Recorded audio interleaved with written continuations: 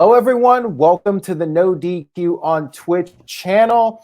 I am Aaron Rift. I am being joined by the voice of NoDQ CAW, at least the original voice of NoDQ CAW, on and off for several years. He's also the founder of the Slam and Jam CAW League. Wade Needham from Ring Scoops. How's it going, my friend? What's up, Aaron? Thank you so much, man, for having me on your stream today. Really appreciate it. Yeah, it's a pleasure to have you on and talk about wrestling video games, since we both had major roles in the whole CAW movement. Now, for those of you that do not know what CAW is, it's basically a term for video game fantasy league wrestling. You have wrestling promotions using video games and you make your own characters. Well, you just use characters from pop culture, basically. But you have these characters and you create your own storylines. And both of us had leagues running. You've been doing it way longer than I have. I pretty much retired from it back in 2008, and then we had that brief comeback in 2019. But before we talk more about how we got into that, let's just talk about wrestling video games in general and our favorite video games, our least favorite video games from the wrestling world. Now, Wade, I want to ask you, what was the first wrestling game you ever played, and what were your memories of that game? First wrestling game I remember playing, it was probably pro wrestling on NES, or tag team wrestling, I think it was called. I remember my brothers, they would always exchange games with their friends. They would, just trade them off, kind of like a rental store in a way. And I remember one night they brought that home from school, and man, we stayed up all night playing that game. Now, do you remember it being fun at the time? And have you ever played it in recent years and realized it wasn't such a good game?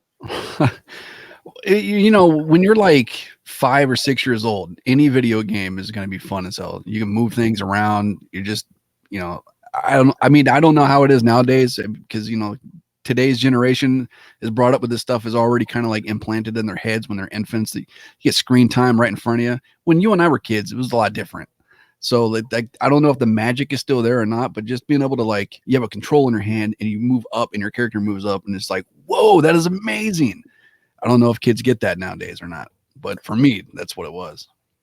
I remember my first game was the WrestleMania on NES, and yeah, same scenario where I would play it at the time and be like, wow, this is so cool. But going back, that game is really not good at all. It has not stood the test of time compared to classics like Mario and Legend of Zelda.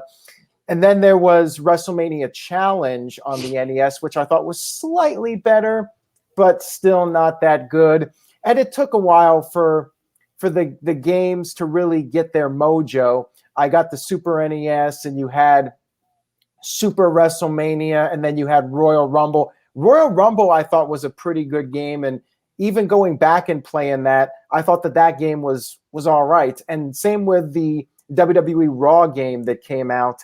And then you had Nintendo 64, and you started having other consoles come in. You had Sega Genesis, and I think there was a Super WrestleMania for both Super NES and Genesis. And I think I might have owned both of them, or maybe I rented one and owned the other. And it was kind of interesting because you had a few different wrestlers on the lineup and the music was a little bit different. But any games from that period that stood out, either really fun or really bad in your opinion? One of my favorite games growing up, it wasn't on console, it was an arcade game. It was the WrestleFest arcade game. Yeah. Anytime we'd be like in some kind of arcade room and we'd see that, my brothers and I, or my friends and I, man, we would jump on top of that. We'd have a pocket full of quarters. We'd be playing like Royal Rumble mode. Just all kinds of good stuff with those games. Steel Cage Challenge for the NES. It was kind of fun at first, but going back and playing it, I played it recently on my Retro Pi that I made, and it definitely does not hold the test of time. King of the Ring, a lot of those games that came out for the Game Boy were horrific as well. That was definitely not a platform to put a wrestling game on at the time. Yeah, I remember that Game Boy one. Now that you mention it, I had totally forgotten about that. But yeah, I do have some memories of that. But for me, the period when it really became the golden age was Nintendo 64, and when THQ started making these really great wrestling games, the WCW vs. NW World Tour and WCW NWO Revenge, which I loved the game. And to me, that was really the beginning of the golden period, because one of the things, not just the game being fun to play, but they had all the different stages for the pay-per-view events, which I thought was awesome. And you could actually change the characters. Like you could change the attire of the wrestlers. And then I think, and maybe you know, but I'm not sure off the top of my head, but I think when WWE started doing the games with THQ, I think the first game was WrestleMania 2000. And I think it was either that or No Mercy, where you could actually create your own wrestler completely from scratch. I believe it was one of those two games. Do you seem to recall when we were able to actually start creating our own wrestlers from scratch? The first game that I remember personally playing, because I was growing up, I wanted a Nintendo 64. And I don't know why. My parents must have thought I wanted a PlayStation, because it was like Christmas '97. I woke up, got a PlayStation instead of a Nintendo 64. And I'm like, all right, well, hey, this is cool, you know? So I kind of skipped the whole N64 run. It was all PlayStation. But the first wrestling game that I can remember that had a CAW mode was Warzone, that came out in the summer of '98.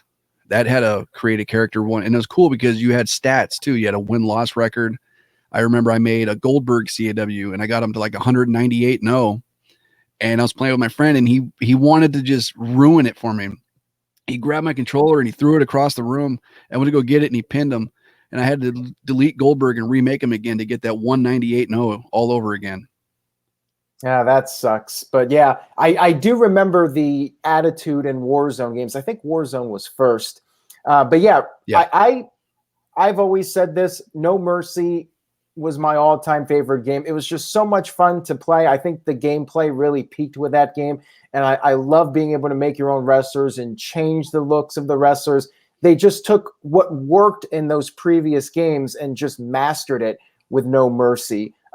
No Mercy would have to be my number one or number two. It's got to be right up there. Where would you rank it among the greatest wrestling games? Well, I'm one of those rare birds that it's not in my top 10. Oh, wow. Like I said, I missed out the entire original run of the N64. So by the time that I actually got an N64 to go play it, a lot of other games had come out by then that I really enjoyed a lot more than No Mercy. So that's probably why it's in my top 10, because I didn't play it during the time. I played it well after the fact that it came out. So I don't have that same appreciation or admiration that a lot of other people have for the game. Gotcha.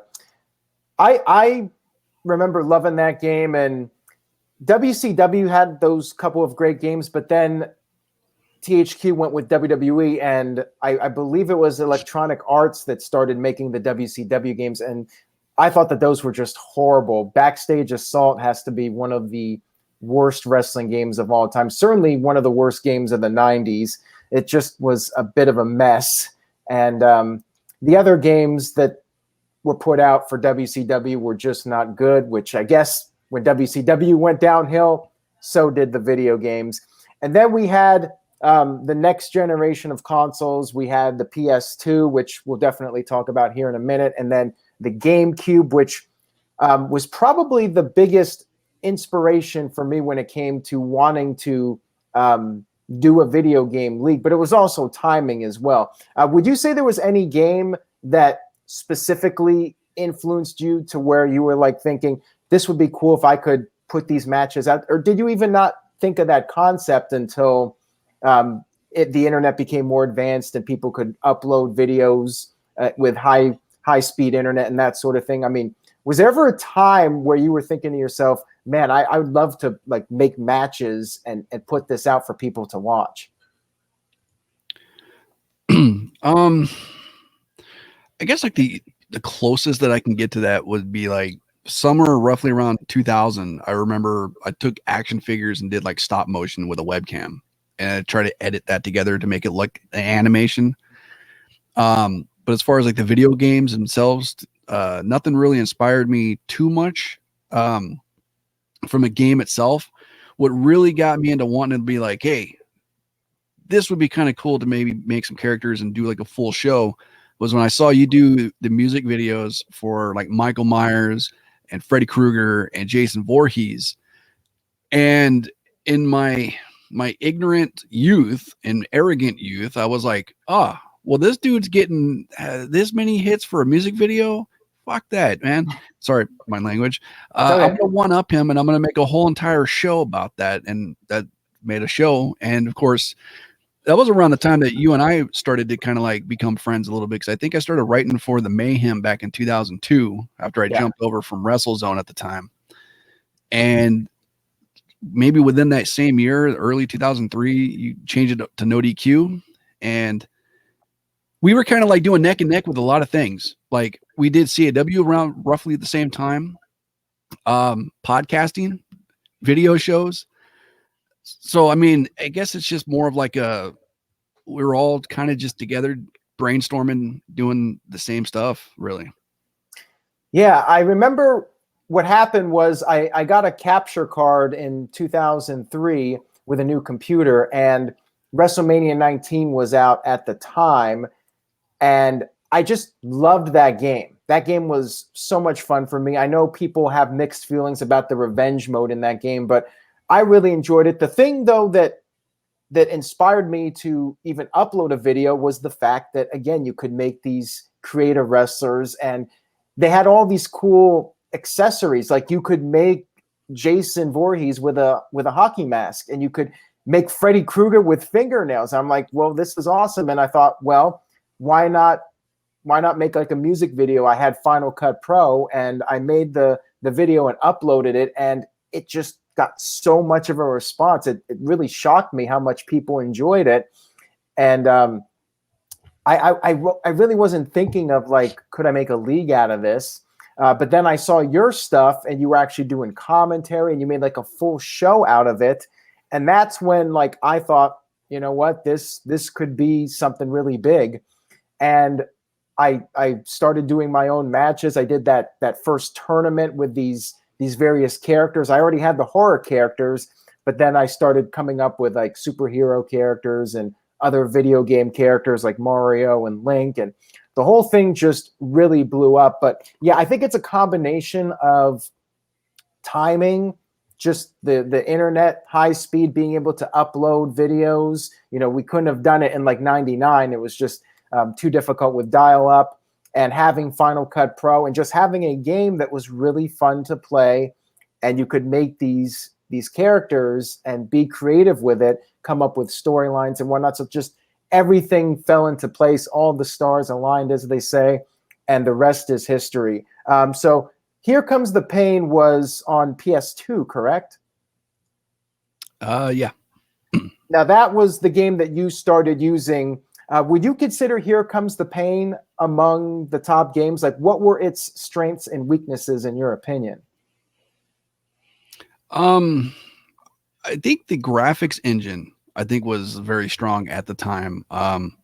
If you play it like on an emulator right now, like the picture that you got up right there, it's sharp as hell. If you played it like on a TV, it didn't look as good. But like if you play it on an emulator with, you know, the PC or Mac or whatever, it looks phenomenal. I think even by today's standards, it doesn't look too shabby. But it was very arcade-like at the time. It was nothing authentic or realistic about that game. Here Comes the Pain. I know at the time too, WWE was doing a lot of the bra and panty stuff with the Divas, and they included that as a brand new match type for Here Comes the Pain, was a bra and panties match. And I know that was a big selling point, because let's face facts. There's a lot of wrestling fans out there that are just straight up perverted as hell, and they will buy a video game just based off of, you can rip off Stacy Keibler's underwear and bra. And of course there was the glitch, where the nude glitch too, that you can do with, was it Game Shark back in the day? Yeah. And you can have nude matches. I think you, for fun, even did a nude cage match, didn't you? Like on one of your games? Yeah, on Day of Reckoning, there was actually a glitch for it, and I uploaded the video. It was funny because you could actually use a glitch where you could make a giant wrestler or a really tiny wrestler. And I even used that in the storylines. I implemented that into the storylines with the glitches.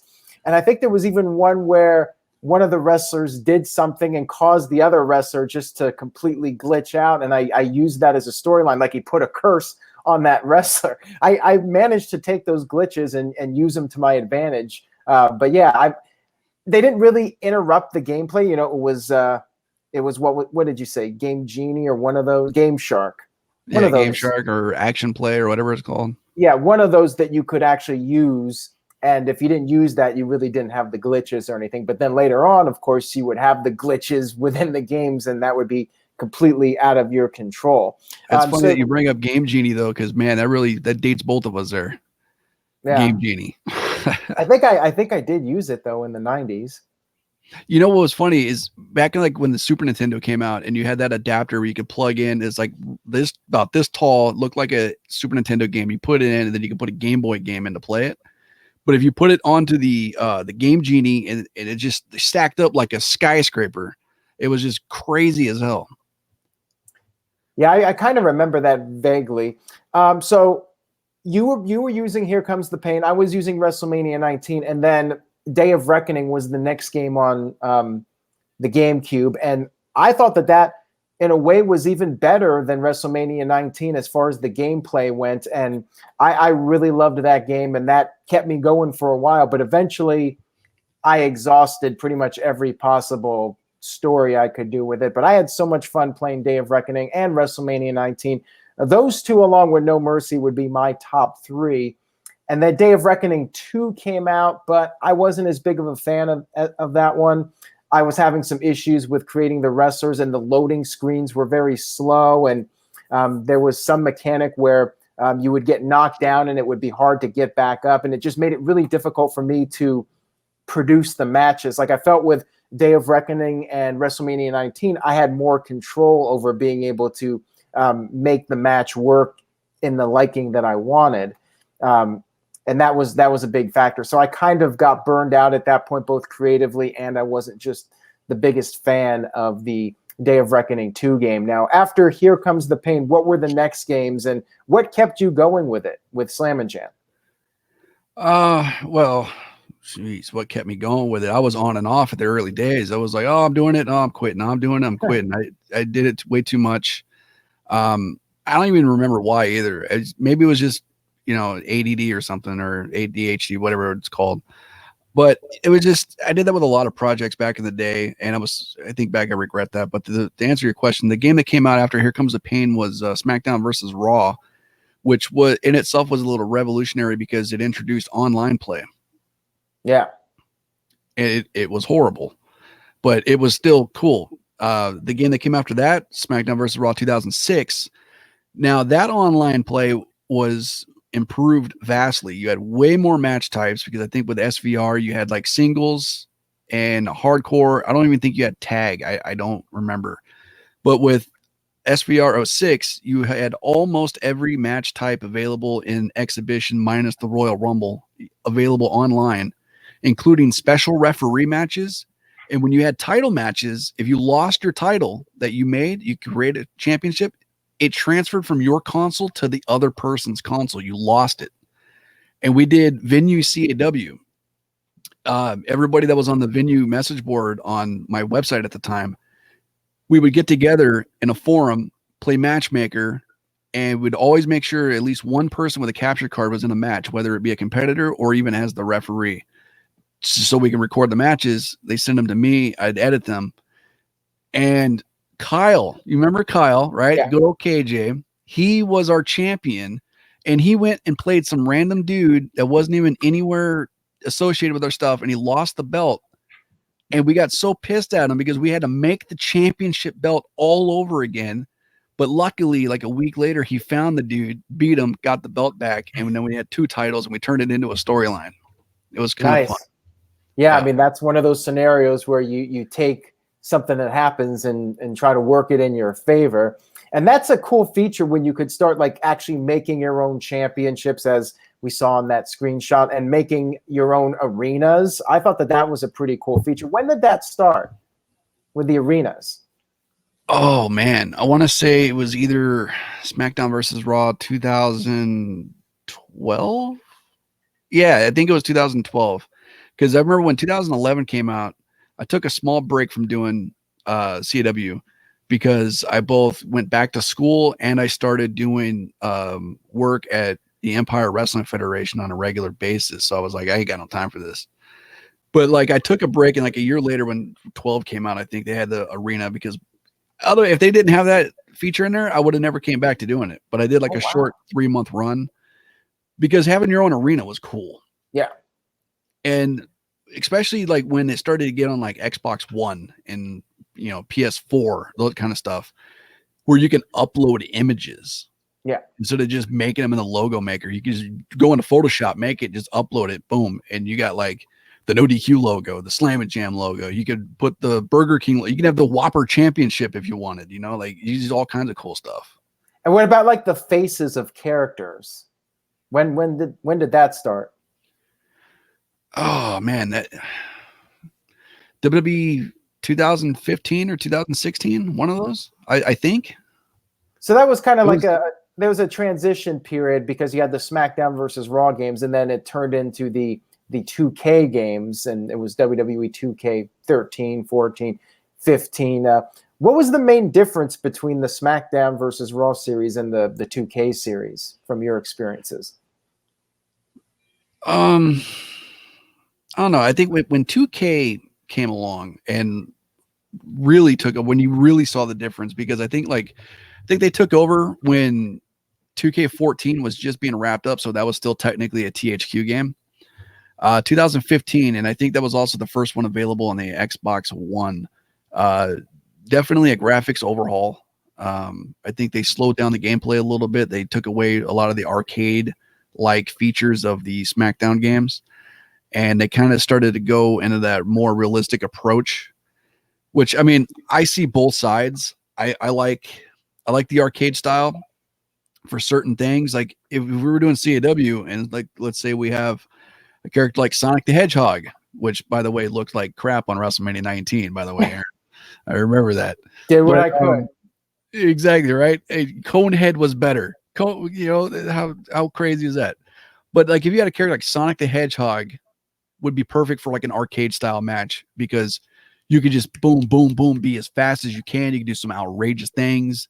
But like if you're doing like a character like how you turn Luigi heel, like Luigi would be like a methodical kind of wrestler, right? Like you kind of turn him into like a Triple H kind of thing. So he'd be like a little bit more realistic. He'd slower pace. You can throw in some psychology that way. And same way works with arcade or realistic approach. And that's what they started to move away from. That's probably the biggest overhaul from when 2K took over from when THQ had it. Yeah, I played a couple of the 2K games. I always had Nintendo consoles, so I had to play it with somebody else, but I could never get into the games. I always felt like the GameCube games were superior as far as the gameplay went and just felt a little bit more realistic to me. I mean, the graphics were stunning on those 2K games, but I felt like they just were not as fun to play. Now, it kind of reached a point where people were very frustrated when 2K20 came out. And let me throw up this screenshot here of, I think that's Becky Lynch, but I'm not 100% sure. And there were tons of glitches with this game. So when you first played it, what was the experience like for you with 2K20? And a lot of people consider this like the beginning of the end for WWE video games, and they still haven't really come back from that. So what was your take on that game when you first played it? Well, if you're going to use the phrase the beginning of the end, I don't think it can go to 2K20. I think it goes to 2K18 for the Switch. That was the beginning of the end because that game was dreadful when you did more than one-on-one matches. And even then, man, it's like that was like trying to play 2K19 on a Pentium. Like there's just no way to do it. But 2K20, now before you get to 20, let me just give my take on that. I was actually considering coming back and doing CAW again when I heard, oh, they're going to have a 2K game on the Switch. But then I heard all these terrible things about it, so I ended up backing out of it and not going through with even buying the game because the reviews were so poor. I was like, why even bother? But yeah, go ahead, Rob. Your experience with 2K20. Well, the first night that I got it downloaded because I pre-ordered it on the Xbox One, and I was going to do, a launch stream, which I did for like a couple hours that night. I didn't have any issues playing the whole night.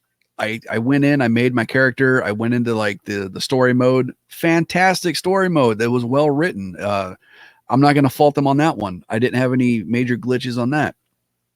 After that first night of stream, I was like, wow, this is a great game. So then, of course, naturally, I'm like, well, all right, now I got that out of the way. Start playing some Slam and Jam. Migrated over from 2K19 to 2K20. I went in and I made all my characters, and I go and I start recording my first match. And second entrant starts, the game starts shaking, closes out, goes to the Xbox dashboard. I'm like, oh, okay, well, that's interesting. Open up the game again, go to the match, hit record again. Same thing happens. I'm like, oh, fool me once, shame on you, right? Fool me twice, shame on me. Started happening over and over and over, all kinds of different things. Finally, somebody was like, yo, dude, just like, just record the matches without entrances. I'm like, all right, I'll sacrifice entrances. Screw it. Plus, at that time, I was going to put them up on YouTube. And of course, you can't put music on YouTube. So I was like, well, I guess 2 birds, 1 stone, right? Kill the crash thing, no music. So I did that. And certain characters, certain matches, the game would crash in the middle of the match. And I'm like, now this is beginning to become unplayable. Yeah. And then before they did the first patch, certain times when you create characters, if you picked a certain part, it crashed the game. Or if you have certain females come out, like the Becky Lynch one, or if I made Elsa for the women's division of Slam and Jam. She came out with like 9 arms, man. She looked like a Mortal Kombat character. It was crazy. And that's when I was like, I don't know about this game. And I contacted Microsoft. I said, can I get a refund? They said no. Sony gave refunds to people that got the game, but Xbox was like, nah, you pre-ordered it digital, you've already played it, you're not getting your money back. Wow. So I thought that was kind of crappy. Yeah, that is that's quite a lesson to be learned about which console you should be going with, I suppose, given what happened. Yeah. Now, and I think that kind of speaks volume too. A guy like me, me, I'm usually like 90% of the time positive about a lot of things. I'll throw silver linings on almost everything. I wanted a refund on that freaking game. Yeah, I do not blame you on that. Yeah, I would. It would take a lot for me to actually return a game. It would have to be very glitchy or unplayable for me to do it. But that was what it was, and now we're kind of at a point where we don't know when the next 2K game is coming out, and WWE's been putting out some other types of wrestling games. AEW was fun. Battlegrounds that came out in September. I thought it was fun. I got it on Xbox. I want to get it for the Switch. That way I can play it when I'm, out and about. All right. Well, I've heard some positive things about that one, although I would not classify that as like a traditional wrestling video game. It's something different, but no. I've heard it's fun. I can't really make like a video game league out of it, but it seems like it's a fun enough game to play. The price point is really good too. Without any deals, it's $39.99. I think on Black Friday you're able to get it for like $20, which is a phenomenal deal. Yeah, that's not too bad. AEW is talking about possibly putting out a game. I mean, they're working on it. It's in the works. It's not possible. They're going to have one out pretty soon. What are you hoping to see out of that game? Like, what would make you just jump for joy in this game? What are you hoping for? Oh, man.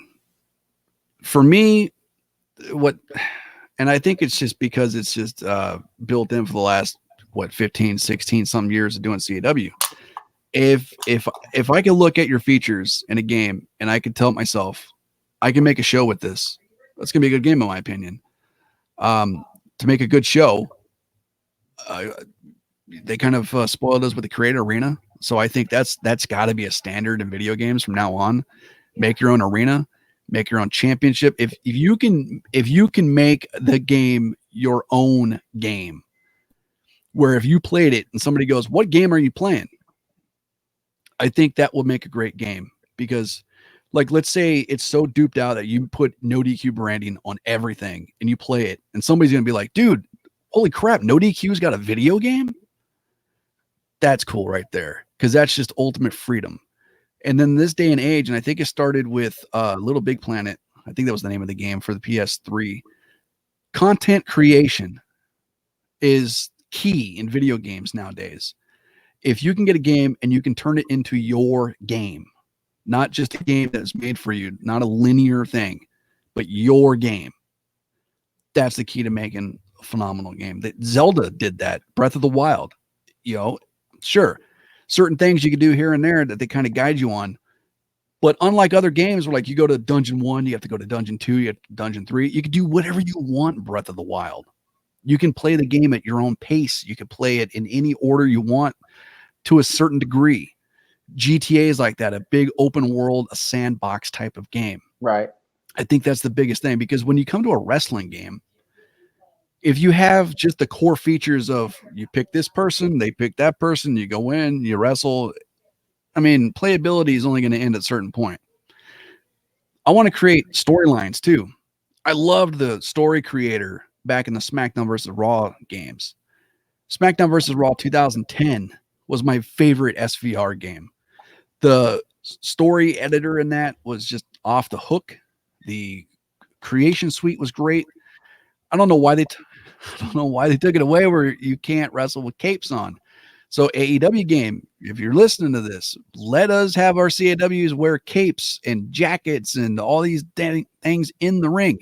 We want wings. We want we got your flangy. We got the flangy. We want the Freddy Krueger knives in the ring and all that stuff. And not just like if you put it on, it's on both. I want on this one. No, I want on this one. Ultimate freedom. I'm sorry, that was long-winded, but that's some of the stuff that I look for in a good wrestling game. And blood. I want blood back. I loved busting people open in those old games. Yeah. Oh my God. He's opened up like a jar of strawberry jelly. Whoa, Bobby Spade just invaded the room. How did that work? I don't know. Where the hell did that guy come from? Huh. Bobby Spade, he pops in when you least expect it. And that's to say the least there, baby. You want a turkey sandwich and with the mayonnaise and the turkey and the tomatoes, eh? Now, we're getting old. We're getting old. And back in our day, wrestling games used to be a certain way, and we want to see certain things for this new game. But I have to say, as long as they go with what worked in the past and then bring it to modern times up to speed, I think they'll have a big hit on their hands. And like you said, have a lot of ways to be creative in the game, not just coming up with your own match types, but also being able to design the arena and the championships. And it just needs to be a fun game to play with a lot of options for people to be creative and try different things. That's what I'm hoping for with this AEW game. And, back in my day, there were some bad games, no doubt, but there were some great ones as well. And I hope they learn from what worked and then put their own spin on it. And we can have like a new renaissance of wrestling games. And maybe I can get back into the NoDQ CAW arena and get that going again. That would be great, man. If you did do it, I'd love to be the voice again. Yeah, that would be fun. Maybe we could do joint commentary too. What about me? I ain't doing nothing. I want to do the voice too.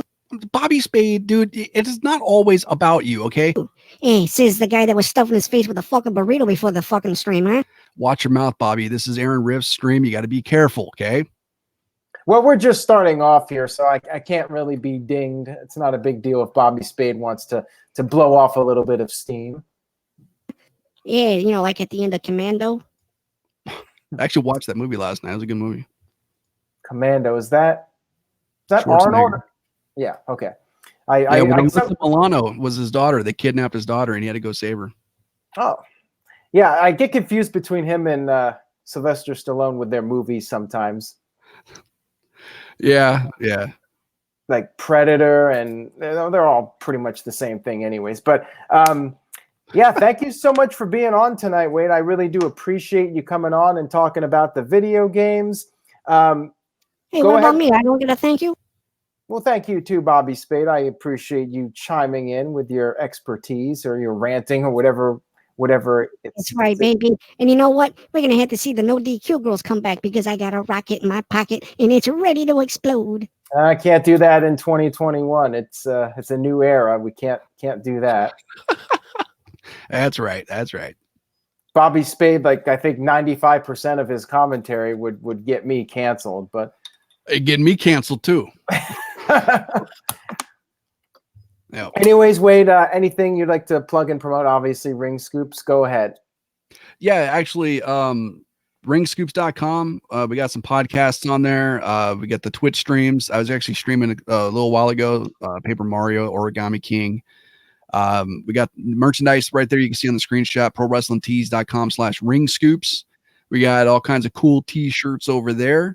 Anchor.fm/ringscoops for all the Ring Scoops podcasts. And yeah, we got some cool stuff on the website. And if you don't mind, I'd like to give a couple shout outs. Go for it. All right. First off, I'd like to give a shout out to Crystal. I want to give a shout out to the DA, McAvall. Mac, I know you're watching, buddy. Bobby Spade. I want to give a shout out to Adian. I want to give a shout out to Jacob. And everyone that's in the chat for joining us on the stream. You guys are awesome. Aaron, you're doing really cool stuff. NoDQ. And a big shout out to Leah for helping me out a lot on social media the last 2-3 months. So thank you so much. Yeah, thank you again for being on, Wade. I do appreciate it. And thank you to everybody for tuning in via the chat room and being live. And also thank you to the people that will watch this on demand. I appreciate that as well. And if you're just tuning in for the first time, make sure you follow NoDQ on Twitch. I hope to have more videos like this, maybe get Wade on for some more commentary on whatever's going on in wrestling. And got more NoDQ CAW videos going up. I'm going to be doing some commentary with that. It's been tough though, because one thing I'm mad about that I never did is I never saved a lot of those videos in the higher quality. So I only have like the very low quality of those old events. There were a few DVDs that I had. I have to like actually transfer them to a digital file so I can re-upload them. So that's going to take a little bit of time, but I do hope to be able to post some of those old events again. I just don't want to post them in that very low resolution. I want to be able to post the higher resolution versions of those videos, as many as I possibly can. Unfortunately, not all of my footage is in high quality, which sucks. I wish I knew back then, like, make sure you save this stuff. And I did save it, but, I was like, well, I didn't really think, 15, 20 years ahead, what to do with that stuff. So, yeah, make sure you save your content best quality possible. Yeah, low quality is the webmaster and commentary. I don't know why you ever hired that fat fuck. You should always hire Bobby Spade, because Bobby Spade is the best, baby. I'm the best around. No one's ever going to take me down. I don't get it. Is he still on Twitter, or did he get canceled? No, I think he's on Twitter. The real Bobby Spade. Yeah. But I need to start working on the next round of comic strips for Bobby Spade. All right, sounds good. All right, guys, have a great rest of your night, and stay tuned to the NoDQ Twitch channel for the next NoDQ CAW event that I will be streaming. And make sure you follow Wade at Ring Scoops and check out ringscoops.com for some great content. Take care, everybody. Stay positive and be safe. We'll see you all next time.